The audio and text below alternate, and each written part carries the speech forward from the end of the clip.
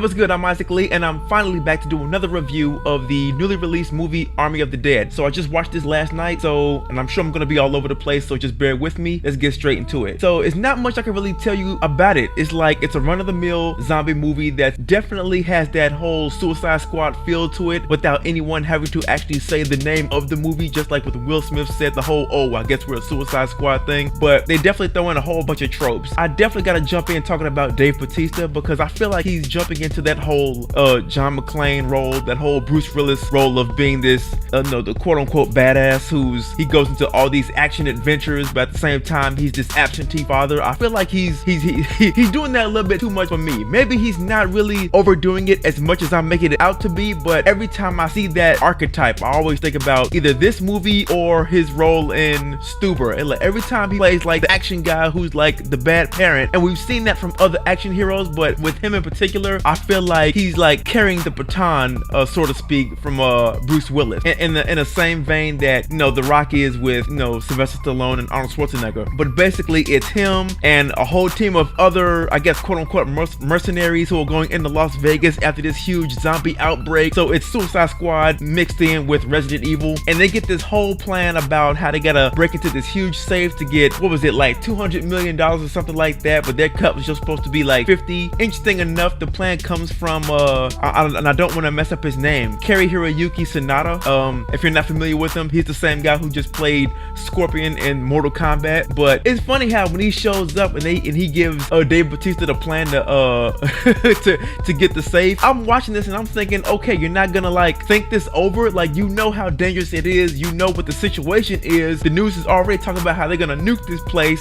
He just shows up out of nowhere at his job because he's at some diner flipping burgers, and he just comes to him with this whole plan. He shows him the map, and I'm like, okay, you're not even gonna think about this. You're not gonna ask, okay, who are you? Why should I do this? It's like, but he just immediately just takes it, and I guess they didn't want to waste time with the I guess they didn't want to waste time with the movie. But I mean, give it a second to kind of like really think about this before you actually agree to it. I'm like, and even when he's putting his team together, he's already screwing over other people out of the money because he tells a close friend of his that, oh yeah, me, you, and another person, we can split it 3 ways to get the bulk of it. But then when they're recruiting other people, they keep saying, oh yeah, you want to do this for $5 million? You want to do this for $500,000? You want to do this for $250,000? They're already screwing people out of it. And then by the end of it, really nobody leaves with the money. And my spoiler warning is already in the beginning of the intro. Nobody ultimately leaves with the money. Well, okay, let me take that back. One person leaves with the money, but then they kind of leave that open for a cliffhanger. I'll get to that. They do have some nice little action pieces. Of course, they gotta have that one particular guy who's a jerk who ends up,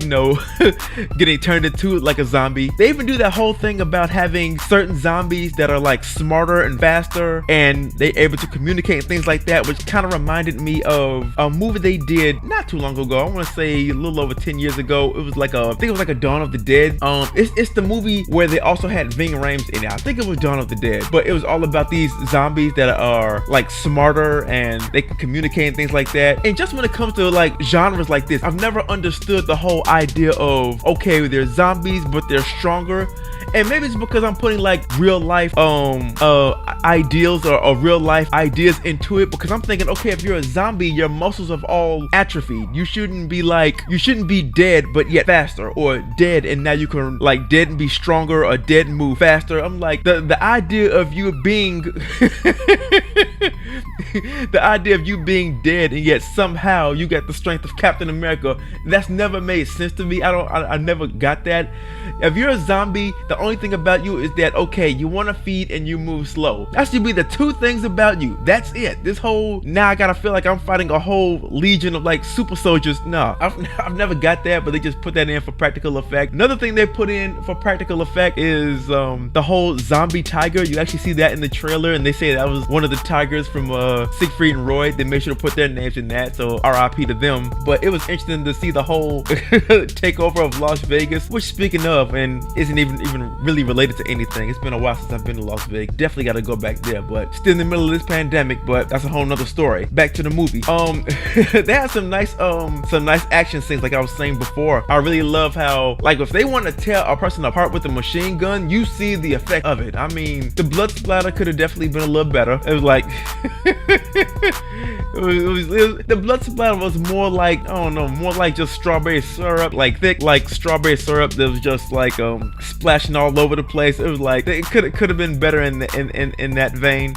But back to the one guy who does get away with the money. He doesn't get away with the money because he screwed people out of it. He gets away with the money because just out of luck of the draw, everyone else ended up getting killed off. But when they do it, they make it seem like, oh, we can set up for an Army of the Dead Part 2, because here's the thing about it, and they're kind of inconsistent in this. How with David Bautista, when he gets attacked, it's not until the last like zombie that was over in Las Vegas, who was like the leader of all of it, it's not till they killed him off that they realize that he got bit, and then all of a sudden he immediately turns once they come to that realization that his daughter has to now kill him off. But when it comes to the guy who takes away all the money, this guy travels for miles until the point he actually finds like a car he can drive. Then he ends up driving to an airport where he makes this whole deal about getting a private jet, and then when he's on the private jet, he's all about, okay, let's make a toast, and even then he's being all poetic. He does all of this, and then even when he finally like starts feeling a little dizzy, a little nauseous, he goes to the restroom that's on the plane, and he looks at himself in the mirror, and then he sees the bite on his arm. And even then, after all of that time, he still hasn't turned yet, even though he knows that, you know,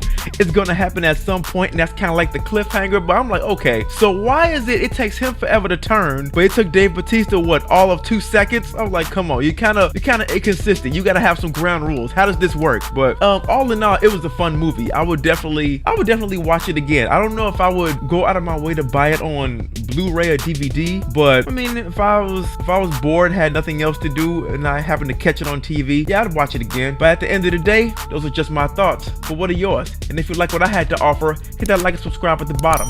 I'm Isaac Lee. This is The Rundown.